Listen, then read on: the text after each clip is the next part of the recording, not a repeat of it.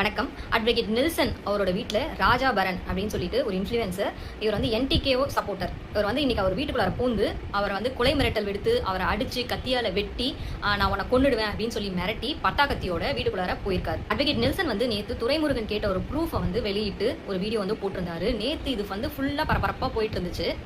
ராஜாபரன் இவரை பத்தி எல்லாருக்குமே தெரிஞ்சிருக்கிறதுக்கு வாய்ப்பு இருக்கு. இவர் வந்து சோசியல் மீடியால ஒரு லேகியம் வந்து வித்துட்டு இருக்காரு.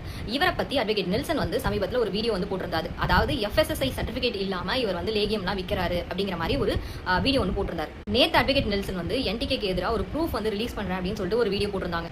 இன்னைக்கு மார்னிங் வந்து அந்த ராஜாபரன் அவங்களோட ஒய்ஃப் இன்னொரு வந்து என்டிகே ஆதரவாளரையும் 3 பேரும் அவங்க வீட்டுக்கு போயிட்டு அட்வொகேட் நெல்சன் அவங்களுடைய அம்மா அப்பா அவங்க அண்ணன் எல்லாரையுமே வந்து அடிச்சிருக்காங்க. ஃபர்ஸ்ட் பேசுறதுக்கு தான் உள்ளார வரோம் அப்படின்னு சொல்லிட்டு வீட்டுக்குள்ளார வந்துட்டு கொஞ்ச நேரம் வந்து அந்த ஆர்குமெண்ட் வந்து பெருசாகி கடைசியில வந்து அவங்க அடிக்க ஆரம்பிச்சிட்டாங்க. இதுல அவங்க அட்வொகேட் நெல்சனுடைய அம்மாவை காலாலே எட்டி உதச்சு கீழையும் தள்ளுறாங்க. அந்த வீடியோவும் வந்து அவர் வெளியிடுறாரு. இந்த சத்தம் கேட்டு பக்கத்து வீட்டுல இருக்கிறவங்களாம் வீட்டுக்கு வந்து அவங்க அடிக்கும் போது அவர் பேகுக்குள்ளார பட்டா கத்தி வச்சிருந்து அந்த பட்டா கத்தி எடுத்தும் அவங்க மிரட்டுறாங்க. அட்வொகேட் நெல்சனையும் நீ எங்க செத்து கிடந்தாலும் அதுக்கு நான் தான் ரெஸ்பான்சிபிள், நான் உன்னை கண்டிப்பா கொல்லுவேன் அப்படின்னு சொல்லிட்டு கொலை மிரட்டலும் விட்டுருக்காரு. ஒருவேளை அவர் பேசுனது தப்பாவே இருந்தாலும் நீ போய் கொலை மிரட்டல் விடுறதும் ஒருத்தவங்களை நான் கொன்றுவேன்னு சொல்றதும் பட்டா கத்தியோட அவங்க வீட்டுல இருக்கிறவங்களை போய் மிரட்டுறதும் அவங்க வீட்டுல இருக்கிறவங்களை அடிக்கிறதும் கண்டிப்பா தப்பான ஒரு விஷயம்.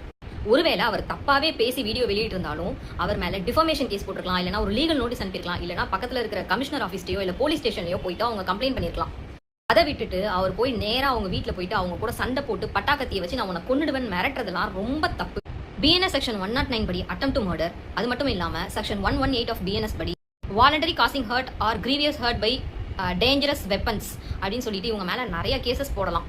இந்த வீடியோலேயே அவங்க ஒரு ஸ்டேட்மெண்ட் சொல்லியிருக்காங்க. அதாவது நீ என் மேலே எந்த கேஸ் வேணாலும் கொடுத்துக்கோ, நீ என்ன வேணாலும் பண்ணிக்கோ, பட் ஆனால் நான் உன்னை கொலை பண்ணுவேன், அதுக்கு வந்து நான் வந்து ரெஸ்பான்சிபிளாக இருந்துக்கிறேன் அப்படிங்கிற மாதிரி ஒரு ஸ்டேட்மெண்ட்டும் அவங்க சொல்லியிருக்காங்க.